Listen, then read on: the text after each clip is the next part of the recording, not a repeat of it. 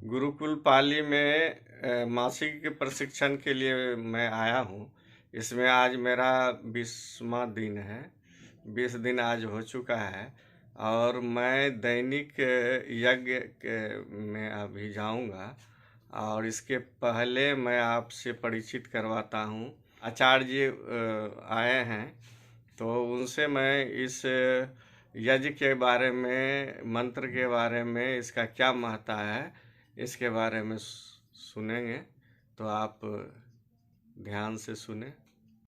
मेरे साथ हैं सर्वे शास्त्री जी। ये नमस्कार शास्त्री जी। नमस्कार जी।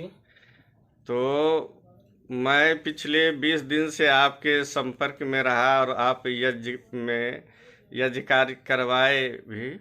तो इसके महत्व के बारे में थोड़ा प्रकाश डालें दर्शकों को। यज्ञ एक कि इसमें आप जो भी डालते हो वो सब हमारे को कई गुना बढ़ा करके मिलता है। यज्ञ जो एक अग्नि देवता है, इतना बड़ा द्वार है, इतना बड़ा मुख है कि हमने इसमें मान लो घी डाला, खीर डाला, हलवा डाला, कई गुना बढ़ करके हमको मिलता है। और इस यज्ञ के माध्यम से रोगी को, जिसमें रोगी भी होता है, उसमें यदि कोई जड़ी बूटी भी डालता है तो इस ऑक्सीजन के माध्यम से रोगी के अंदर जाती है और रोगी को स्वस्थ करती है। तो ऐसा मतलब बोला जाता है कि जब हम यज्ञ कार्य करते हैं तो कई एक टन ऑक्सीजन का उत्पादन होता है जी। तो ये वायुमंडल में घुल करके, मैंने कहा था ना अभी, के कई गुना बढ़ा करके देता है, ऑक्सीजन को बढ़ाता है।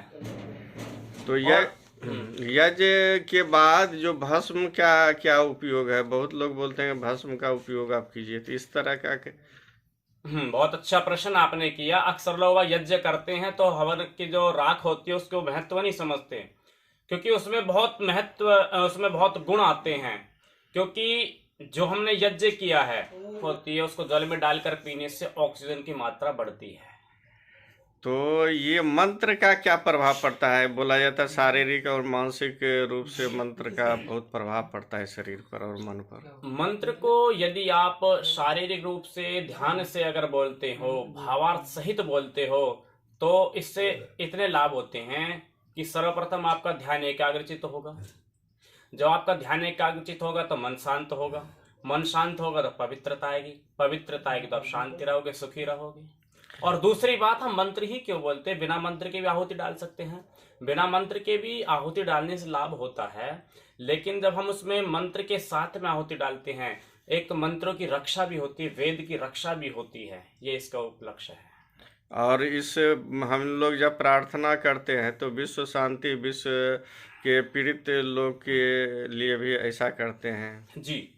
क्योंकि शांति के लिए कामना करनी चाहिए। ओम देहो शांति अंतरिक्षम शांति, जिसमें जीव हैं, प्राकृतिक है, इन सब के लिए कहते हैं कि परमात्मा इन सब में शांति रखे, शांति बनाए रखे। शांति वनस्पत शांति विश्व देवा शांति, पूरे विश्व में शांति रखें।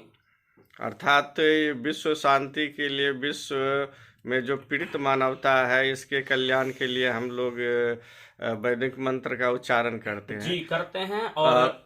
और इसमें आध्यात्मिक लाभ कैसे प्राप्त करते हैं लोग? आध्यात्मिक लाभ वही होता है, ध्यान पूर्वक चलते हैं, विचार ऐसे लाते हैं, इस स्वाध्याय भी होता है।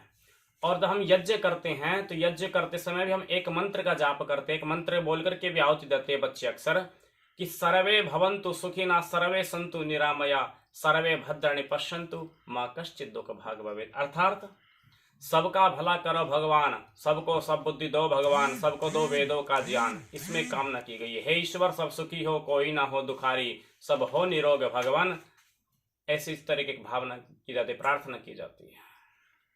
आपने बहुत ही उपयोगी और जनमानस के लिए उपयोगी बातें की, इसके लिए आपका बहुत बहुत धन्यवाद।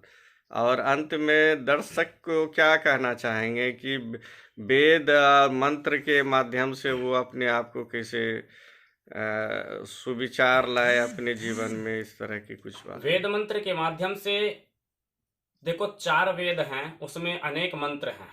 वो मंत्र शायद याद करना मुश्किल है। तो मैं ये कहना चाहूँगा कि जिस प्रकार से गौ माता के दूध से मक्खन निकाल करके जो घी निकलता है, उसी प्रकार से मैं चाहूँगा कि चारों मंत्रों का जो निचोड़ है वो गायत्री मंत्र में है। उसका यदि व्यक्ति शांतिपूर्वक ध्यानपूर्वक यदि उसका जाप करता है तो उसकी बुद्धि विमल हो जाती है।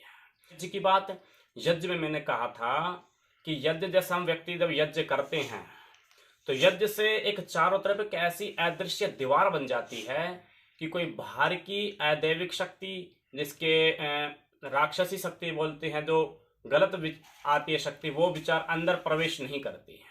जैसे कि मैं उदाहरण देना चाहूँगा, भोपाल के अंदर एक गैस का हत्याकांड हुआ था, गैस हत्याकांड। उसमें वही लोग मारे गए जहाँ पर यज्ञ नहीं होता था, लेकिन वो परिवार बच गया था जहाँ पर यज्ञ हो रहा था। ये बात पुरानी हुई, ये इसको तो नहीं मानते होंगे, लेकिन मैं साक्षात भी बताता हूँ। अभी 2020-21 की बात है, जब कोरोना वगैरह चला था। कोरोना महामारी बीमारी जब चली थी तो यहाँ पर भी अधिकतर वही लोग गुजरे जहाँ पर यज्ञ नहीं होता था, लेकिन वहां पर कुछ नहीं हुआ जहां पर यज्ञ करते थे। हमारे गुरुकुल में यज्ञ होता था, आश्रम में यज्ञ होता था, वहां पर आसपास अड़ोस पड़ोस में भी कोई दिक्कत नहीं आई, क्योंकि जैसे कि मैं बताया था कि यज्ञ करने से चारों तरफ एक दीवार बन जाती है, तो बाहर की जो वैसी जो शक्ति थी गलत, वो बाहर की बाहर रह जाती है।